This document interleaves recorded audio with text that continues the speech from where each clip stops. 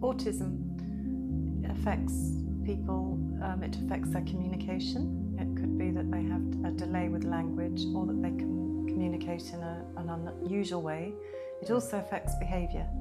It affects behaviour in different ways, such as, individuals might have repetitive movements, they may have difficulty with transitions, and they also, the third area is sensory processing. Yep. They may be highly sensitive to sounds, sensations, textures, and find those things overwhelming and difficult to filter out. Those are the three main deficits or core areas in autism. What's your understanding? Yeah, Kate's actually right. Autism actually does affect those areas like she has mentioned, but it all stems from it being a neurodevelopmental condition. So neurodevelopmental means during the development of your brain and nervous system, you will find that there's challenges in processing such information in terms of communication, in terms of sensory processing. So sensory processing means our different senses, things like touch, vision, listening or hearing, or even others. But if you look at them and how this information is taken in such individuals, you will find those changes or differences. So that means autism itself is a neurodevelopmental condition, that the developmental part is that it's observed during the developmental stages. So developmental stages, you're looking at when the child is born throughout their lifetime. But during those early years is when the deficits, like Kate has said, manifest. So that's when you see them. And that's when you can actually come to the conclusion that, okay, so-and-so has the disorder. So I think we have an understanding of what autism is. And it might start at age 2 is the time that parents might start to notice that there are changes or differences in their child from their other children.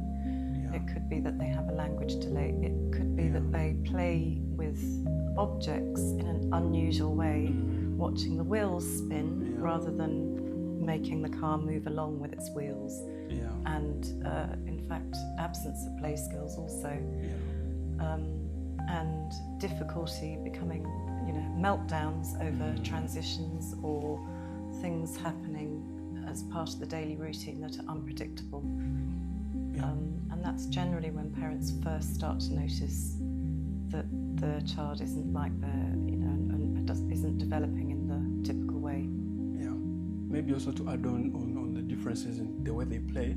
So you find that they might want to play alone, and then that explains the challenges in social interaction. So when you understand, like we have explained, when you understand what autism is, you will find that they will have challenges in social interaction. And at around that age of 2 is when children become more interactive with their environment and their peers. So you expect them also to use their words, but in majority of the cases, you will find that they are not speaking yet. And by that time, you expect them to speak at least 2 words. So 2 words mean putting 2 words together, like eat apple, if they want to eat an apple, but they are not doing so they have those challenges. And you might also notice that your child isn't pointing and isn't making gestures, and that eye contact is fleeting or poor. Yeah, so the things we're trying to describe is how you get to see this disorder or the condition called autism. The other thing to say is, before we move on to the spectrum, is it is a lifelong condition. Yeah. But that's not to say it's a life sentence. There's many, many things you can do to intervene. And that brings us to the spectrum, because some children are profoundly affected and they have very severe needs. Perhaps they might have a few words, or they might be non-verbal, and they have to be supervised around the clock because they aren't safe to be left alone. They might have no awareness of danger, hurl themselves off surfaces, play with water in a dangerous way, turn on taps around the house. And that is the daily reality for many families that have profound children with profound autism. And then, you might have some that have more language, more understanding, so that they can learn and they can, learn to use language, but they might have social difficulties and difficulty understanding the nuances of communication, other people's perspectives. They might enjoy talking about their own special interests, but have no interest in what somebody else has to say. And then as you move up the spectrum to the higher end, you may have an individual who's highly articulate, but suffers from extreme anxiety, because often you find with higher functioning autistic individuals, they have greater anxiety than those that are profoundly affected. I understand, because they have more awareness, and they find social relationships difficult. They may not work unless they have supported work placements. So that's my understanding of the spectrum. Yeah. How about you? Maybe to add on, what she has said gives an explanation of the term spectrum. So it comes from a low end to the higher end, but throughout that line you will get to see differences in different aspects. So like we explain the differences that they face, things like sensory processing. So you will find that maybe at the low end they will experience the different senses in a different way, but that way also affects them in a way that puts their functioning to be low. So low functioning means they will face challenges significantly, like in terms of language or in terms of participation, and also the anxiety bit that she talked about, but that stems from the differences that they face themselves as the individuals. So that shows you the spectrum. And then on the higher end is where you find those really high articulate individuals, but they will face the challenges of interaction. They can actually be very independent by themselves, but they will have issues with communication. So reaching out to someone to talk about what they really want to talk about, or to establish relationships with others. So they will tend to do things individually.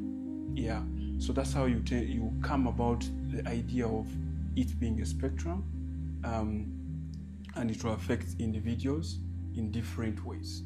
I think also something to mention is masking. So high functioning individuals, especially girls, learn to mask their difficulties by copying how typically developing people react and respond, and they cover up their differences and deficits, which again leads to perhaps burnout and high anxiety to maintain that isn't natural to them.